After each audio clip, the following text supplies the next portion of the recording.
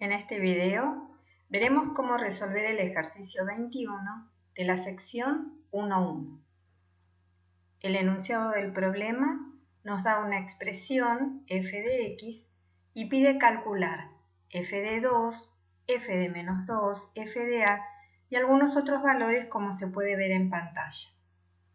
Comencemos entonces evaluando f de 2. ¿Cómo lo hacemos? Bien, lo que vamos a hacer es sustituir en f de x el valor de x por 2. Entonces, f de 2 nos va a dar esta expresión numérica y resolviendo las operaciones allí indicadas, tenemos que el valor f de 2 es igual a 12. Evaluemos ahora f de a y f de a al cuadrado, donde a es un número real cualquiera y este tipo de expresiones suelen aparecer en definiciones y cálculos genéricos.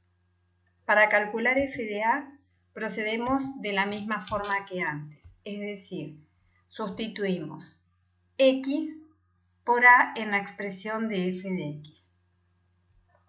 Observemos que aquí, en esta expresión, no podemos, por ejemplo, sumar este término que tiene a al cuadrado con el que tiene a o con 2. Para x igual a al cuadrado, haremos lo mismo. Reemplazamos en la expresión para f de x por a al cuadrado y resolviendo cuando sea posible las operaciones indicadas. Por ejemplo, aquí tenemos que a al cuadrado está elevada al cuadrado, lo que aquí aparece como a la cuarta. Tenemos entonces el valor de f de a al cuadrado.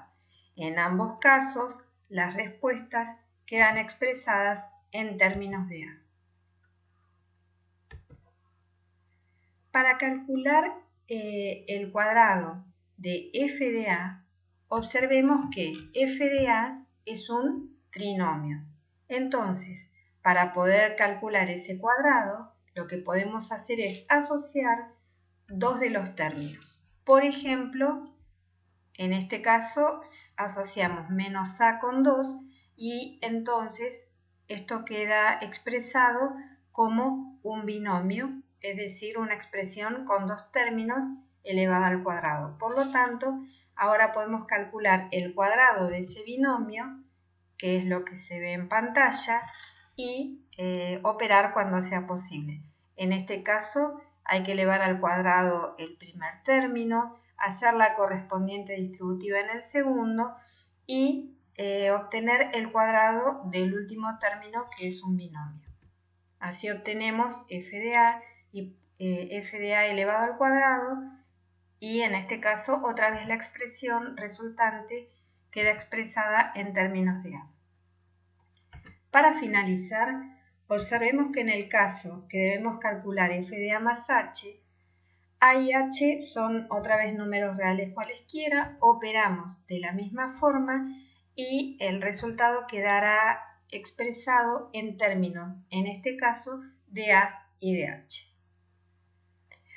Usando estas ideas, pueden completar los restantes valores del enunciado.